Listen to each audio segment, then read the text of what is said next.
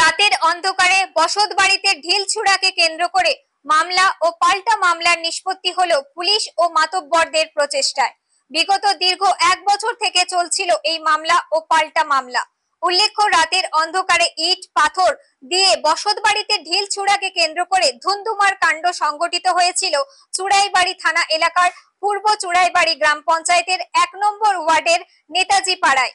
ঘটনাটি প্রায় বছর দিন থেকে চলতে থাকলে অভিযোগকারী বদরুল হক চুড়াইবাড়ি থানায় একটি লিখিত মামলা দায়ের করেন প্রতিবেশী আজির উদ্দিন ও আরিফ উদ্দিনের নামে। পরবর্তীতে বিষয়টি সালিশি সভার মাধ্যমে সমাধান করার চেষ্টা হলেও তা সম্ভব হয়নি। ফলে পাল্টা মামলা করেন অভিযুক্তরা। বিষয়টি নিয়ে জল গড়ায় বহুদূর। অবশেষে স্থানীয় জনপ্রতিনিধিগণ ও সমাজসেবীদের উদ্যোগে এবং চুড়াইবাড়ি থানার প্রয়াস বৈঠকের মাধ্যমে মঙ্গলবার দুপুর 11টা নাগাদ চুড়াইবাড়ি থানার হল গৃহে বসে দীর্ঘ আলোচনার মাধ্যমে বিষয়টি সমাধান করা হয়। মূলত একে অপরের প্রতি ভ্রান্ত ধারণার কারণেই দুই পরিবারের মধ্যে বিবাদ সৃষ্টি হয়। পরে স্থানীয় মাতব্বররা বিষয়টির ওপর নজরদারি করেন।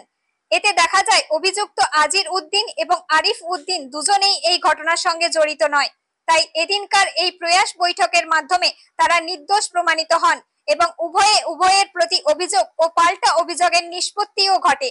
উক্ত বৈঠকে উপস্থিত ছিলেন চুড়াইবাড়ি থানার OC Khokon Saha, sub inspector Biswajit Chowdhury, স্থানীয় সমাজসেবী আশুতোষ চৌধুরী, বিশ্বজিৎ পাল, হাসিম তালুকদার সহ আরো অনেকেই।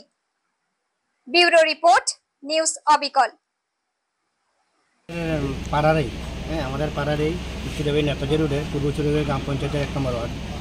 এরা দুজন পাশাপাশি বাসিন্দা, দুজনের মধ্যে ভালোই সম্পর্ক ছিল দীর্ঘদিন।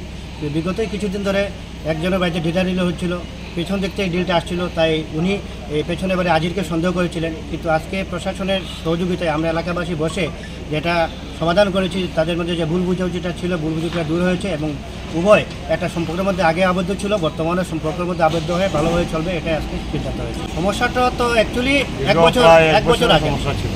1 বছর আগেও আমরা প্রায় 6 মাস আগে একবার বসে শেষ করেছি। বিগত 1 মাস ধরে আবার শুরু হয়েছে। আজকে এটা পার্মানেন্ট সলিউশন হয়েছে আমাদের বিশ্বাস। থানায় মামলা দুপক্ষ থেকে হয়েছে, নিষ্পত্তি